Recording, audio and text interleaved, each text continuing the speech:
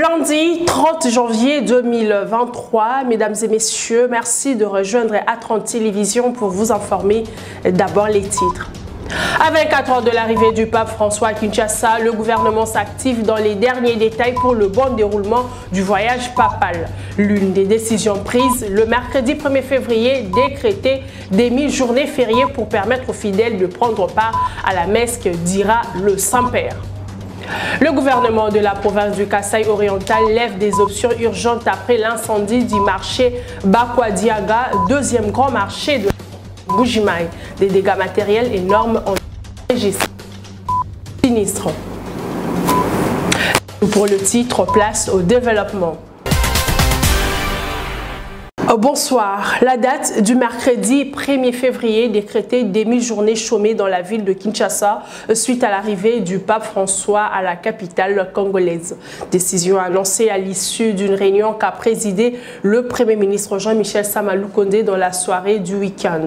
Selon le porte-parole du gouvernement qui a fait le compte-rendu de la rencontre, cette option a été levée pour permettre à la population de participer à la messe qui sera célébrée par le Saint-Père à l'avant-midi à l'aéroport de Ndolo.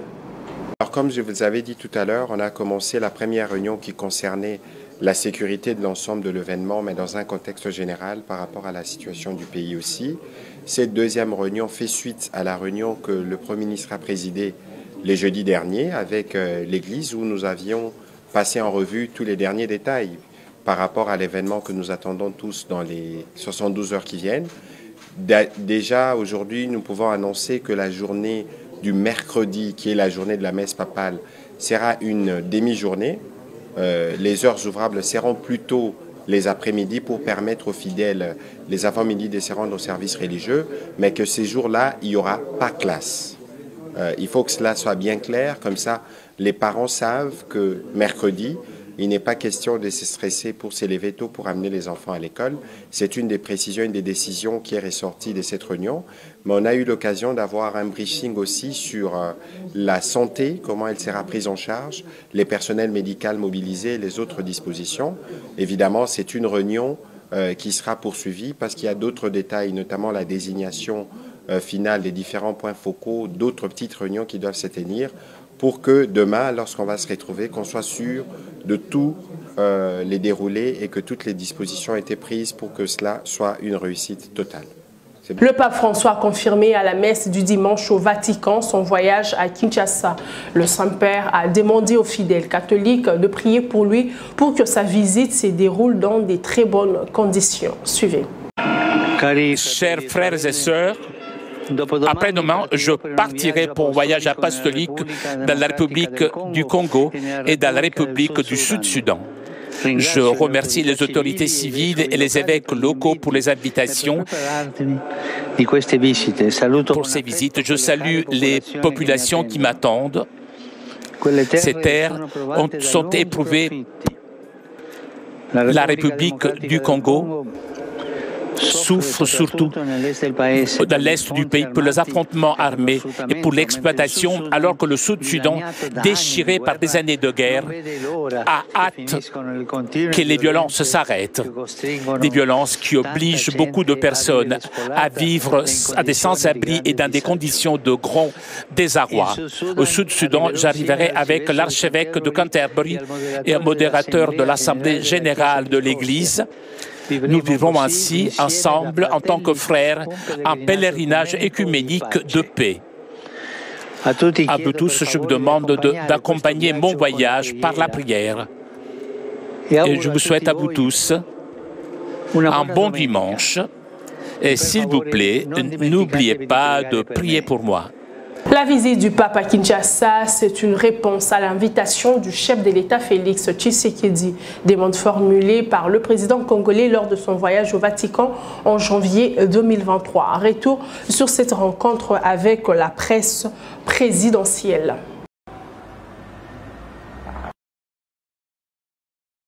C'est une journée qui restera historique dans les annales de l'histoire de relations diplomatiques entre le Saint-Siège et la République démocratique du Congo.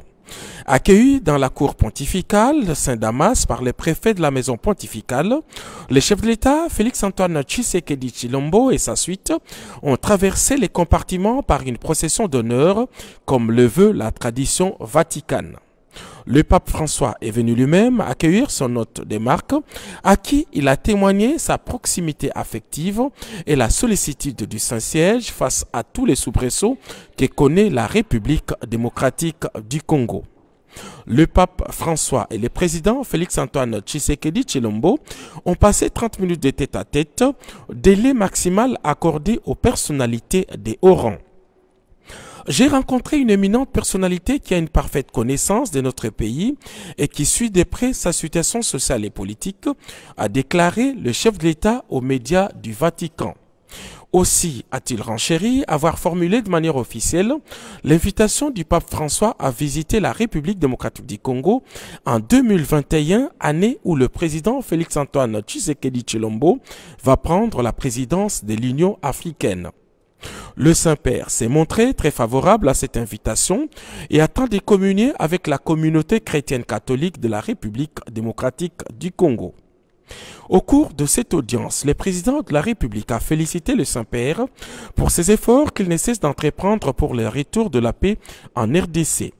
Et pour se rappeler davantage de la situation dramatique de notre pays, le couple présidentiel a remis au Saint-Père un tableau réalisé par un compatriote, Les larmes de Béni, qui résume cette tragédie.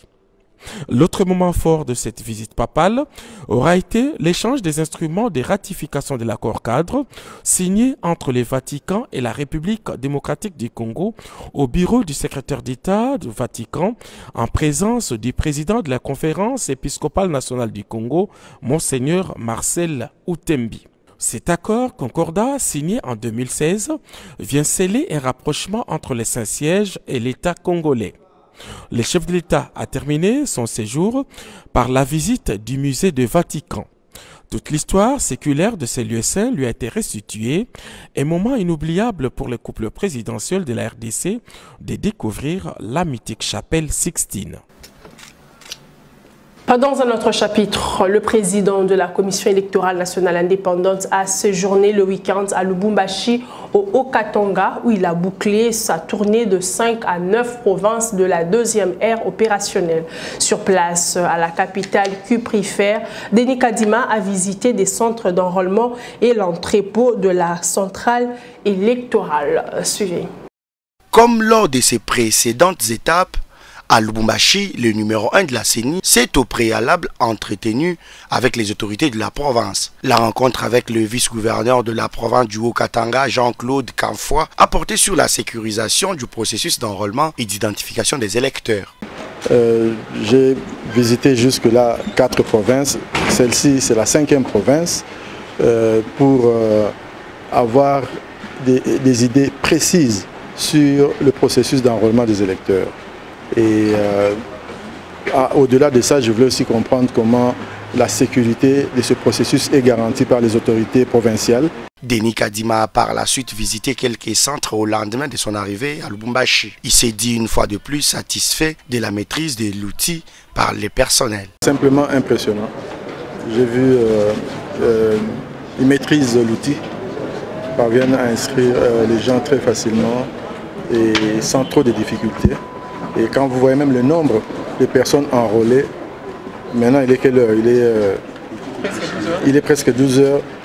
Ils sont chacun à plus de 40, c'est impressionnant. Par ailleurs, il a visité l'entrepôt de la CENI avant de quitter Lubumbashi, dernière étape de sa mission qu'il a conduit dans 5 des 9 provinces de l'ère opérationnelle 2. Le président national et autorité morale du parti Nouvelle Génération Consciente a obtenu sa carte d'électeur le week-end en présence de plusieurs centaines de militants de sa formation politique. Comme d'autres leaders politiques, Fabrice Lokeke a appelé la population à un enrôlement massif. Suivez. C'est au centre d'inscription de l'Alliance franco-congolaise dans la commune d'Elemba que le président national et autorité morale de la NOGECO, Fabrice Lokeke Sampembe, a accompli son devoir civique. Pour la circonstance, il a été accompagné par une centaine de militants et sympathisants de la NOGECO. Sur place, au centre d'enrôlement, le président de la NOGECO a rempli toutes les formalités d'usage avant d'obtenir sa carte de lecteur. Fabrice Lonkeke a sensibilisé la population à un enrôlement massif. Je vais m'enrôler. Je veux remercier le chef de l'État parce qu'il avait dit et puis il a fait. Alors,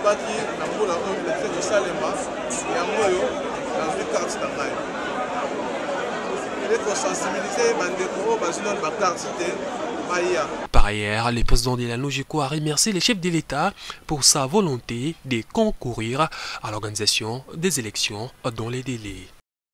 J'ai l'annoncé au sommaire de ce journal. Le gouvernement de la province du Kasaï oriental a pied d'œuvre après l'incendie du marché Bakwa Diaga de la ville de Mbujimaï. Incendie qui a causé d'énormes dégâts matériels. Le gouverneur Mathias Kabeya est personnellement descendu sur le lieu pour s'enquérir de la situation avant d'annoncer des mesures urgentes. Plus d'explications avec Gédéon Kabamba, directeur de communication du gouverneur de la province. Il est évident qu'il y a eu incident, il y a eu incendie dans le grand marché Bakwa Diaga en Mbujimaï, dans la province du Kasaï oriental. Une situation qui n'a pas laissé l'autorité provinciale indifférente. L'autorité est descendue sur les lieux du drame. Il s'était fait accompagner de quelques membres de son gouvernement et aussi des membres du Conseil provincial de sécurité. Ils ont constaté les dégâts et consterné. L'autorité a promis de poursuivre les auteurs de cet acte barbare. Quand bien même une commission est déjà mise sur pied pour devoir voir de quelle manière suivre de près l'avancement de ces dossiers. Alors il faut noter que l'autorité a témoigné sa compassion aux victimes, mais aussi il est en train de travailler d'arrache-pied avec le Conseil de sécurité pour établir les responsabilités. Voilà ce que vous pouvez retenir de cette situation qui a décimé les commerçants de la province du Kasaï oriental. Merci. Retour à Kinshasa avec l'inauguration ce lundi du centre de formation professionnelle Elikia Mwasi, initiative de Benoît Mouyaya Mouzito pour la formation gratuite en coupe et couture, en alphabétisation informatique et esthétique. C'est la première dame, Dénicia Tshisekedi, qui a présidé cette cérémonie en présence de plusieurs personnalités politiques du pays. La suite dans ces reportages de James Mouchia et Merveille Kitita.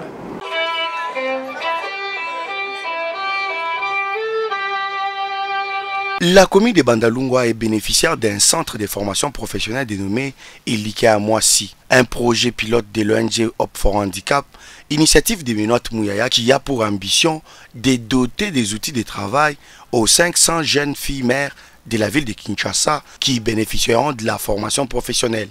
Ce centre est pour nous un projet pilote parce que nous avons la vocation avec nos partenaires à étendre ces centres dans plusieurs communes. Et pourquoi pas à l'intérieur du pays. Madame la très distinguée première dame, dans ce centre, nous organisons plusieurs filières, des formations notamment l'alphabétisation, la coupe et couture, l'informatique et l'esthétique. L'invité des marques, la première dame Denise Nyakeru Tshisekedi, pour l'inauguration et le lancement de la formation. Dans son mot, l'épouse du chef de l'État a promis d'accompagner ce projet.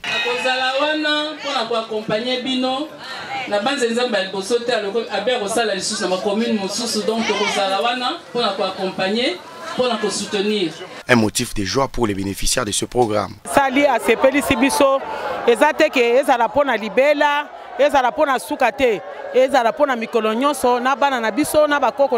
Il faut signaler que le premier partenaire de cette ONG, le ministre Patrick Mouyaya, a pris en charge l'inscription de 500 femmes dont l'âge varie entre 18 et 50 ans.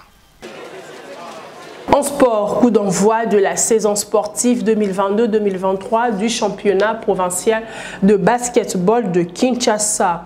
Deux rencontres étaient au rendez-vous chez les dames. Ajakam l'a emporté sur BC Ngaba. Chez les messieurs, BC Terreur a eu raison des BC Riches. C'était dimanche au centre culturel des Lemba. Images et commentaires. Basketball Center et 15. 16. Un match plaisant dans la catégorie féminine pour lancer la nouvelle saison de la Liprobakin, la Ligue provinciale de basketball de Kinshasa. Durant cette rencontre au centre culturel d'Ilemba, aucune des deux équipes ne voulait rentrer avec une défaite. À la mi-temps, le Bessingaba et son adversaire du jour, Ajakam, étaient à égalité, 18 points à partout. Au début du troisième quart des temps, l'Ingaba Basketball Center, nouvellement promis, a dominé la partie avant que les filles d'Ajakam prennent l'ascendant pour l'emporter finalement 36 contre 31. Dans la seconde rencontre, celle de messieurs BCTR, vice-champion du Congo, n'a fait qu'une bouchée des PC Riches, une équipe également promue à la Liprobakin. Les tenants du titre provincial a eu raison sur son adversaire, 66 contre 36. Oui, je crois, vous avez vu que la fête elle est totale. Je dis merci à tous ceux qui sont venus, qui ont cru en nous pour le lancement de ce championnat. Je vois que le public est au rendez-vous et la fête elle est totale. Le championnat est ainsi lancé, mais les matchs prévus mardi et mercredi de cette semaine ont été reportés à une date ultérieure pour des raisons d'ordre organisationnel.